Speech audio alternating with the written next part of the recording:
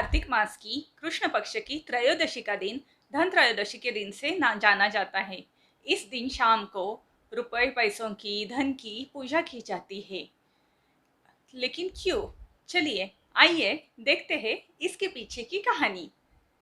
नमस्कार दोस्तों, स्वागत है आप सबका मेरे YouTube चैनल संस्कृति में।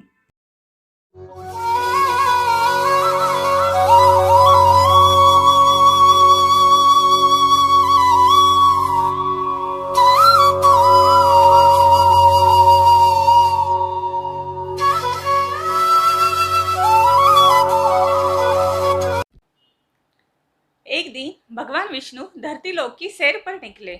माँ लक्ष्मी ने भी उनके साथ चलने की जिद की। तब भगवान बोले, तुम मेरे साथ आ सकती हो, लेकिन एक शर्त पर। तुम्हें मेरी कही हुई हर बात माननी पड़ेगी। माँ लक्ष्मी राजी हो गई। वो दोनों धरती लोक पर पहुंच गए। धरती लोक पर पहुंचते ही भगवान विष्णु ने कहा कि सुनो, मैं दक्षिण दिशा की ओर जा रहा हूँ। तुम वहां मेरे साथ मत चलना, तुम यहीं पर खड़े रहकर मेरे इंतजार करना। और भगवान विष्णु दक्षिण दिशा की ओर चले गए। माँ लक्ष्मी मन ही मन में सोचती रही कि ऐसा क्या है दक्षिण दिशा में कि भगवान ने मुझसे आने के लिए मना कर दिया। चलो चलकर देखते हैं। वो भी कुछ देर बाद भगवान के पीछे पीछे चल पड़ी। थोड़ी दूर जाते ही माँ लक्ष्मी को सरसों के खेत मिले। वहां पर बहुत सारे सरसों के फूल खिले हुए थे। बहुत सुंदर लग रहा था वो खेत। माँ लक्ष्मी बड़ी ही प्रसन्न हो गई। उन्होंने सरसों के खूब सारे फूल तोड़े और अपना श्रृंगार किया। उसके बाद वो थोड़ी और आगे बढ़ी तो उन्हें मीठे मीठे गन्नों के खेत मिले। माँ लक्ष्मी ने गन्ने तोड़े और उनका रस चूसने लगी। इतने में भगवान वापस आ गए और माँ लक्ष्मी को वहां पाकर उन्हें बड़ा गुस्सा आया। वो बोले, मैंने तो तुम्हें मना किया था ना मेरे पीछे आने के लिए, फिर तुम क्यों आ गई? आ गई तो आ गई, लेकिन इस खेत के गन्ने चुरा कर खा रही हो। ये तो तुमने बहुत बड़ा अपराध किया।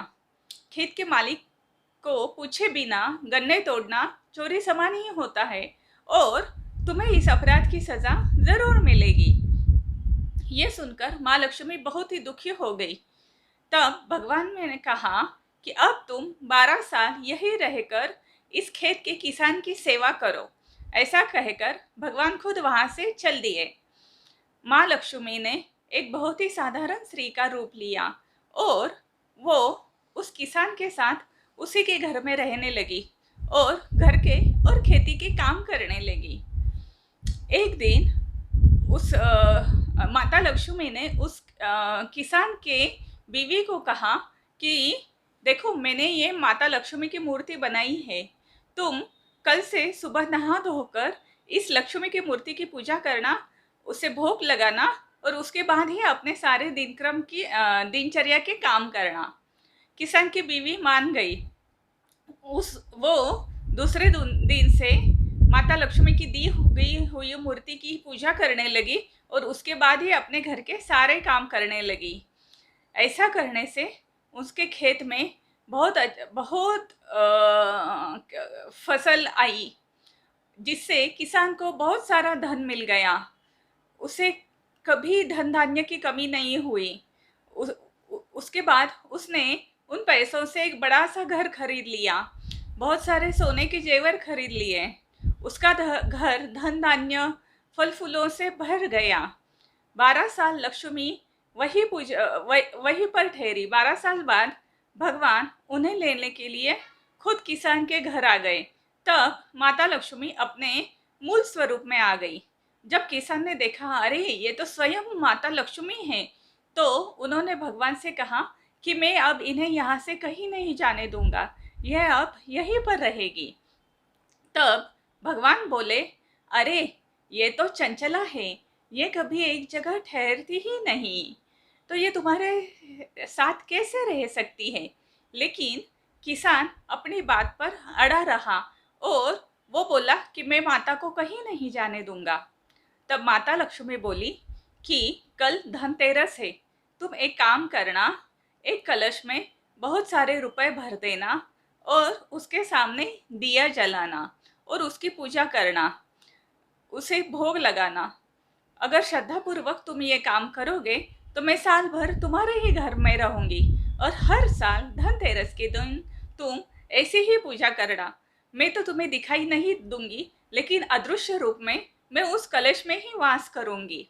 ऐसा कहकर माता लक्ष्मी अंतर्धान हो गई और दूसरे दिन किसान ने एक कलश में बहुत सारे रुपए भरकर उसकी पूजा की, उसके सामने दीपक जलाया और उसे मीठे पकवानों का भोग लगाया। तब से हर साल धनतेरस की पूजा करने का विधान पड़ गया।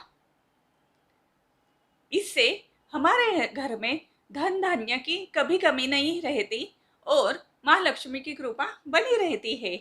तो दोस्तों, कैसे लगा आपको मेरा ये आज का वीडियो? अगर अच्छा लगा हो तो लाइक बटन क्लिक कर देना और हाँ, सब्सक्राइब करके बेल आइकॉन बटन दबाना मत भूलना, ताकि मैं जो भी नया वीडियो अपलोड करूँ आपको तुरंत उसका नोटिफिकेशन मिल जाए। धन्यवाद।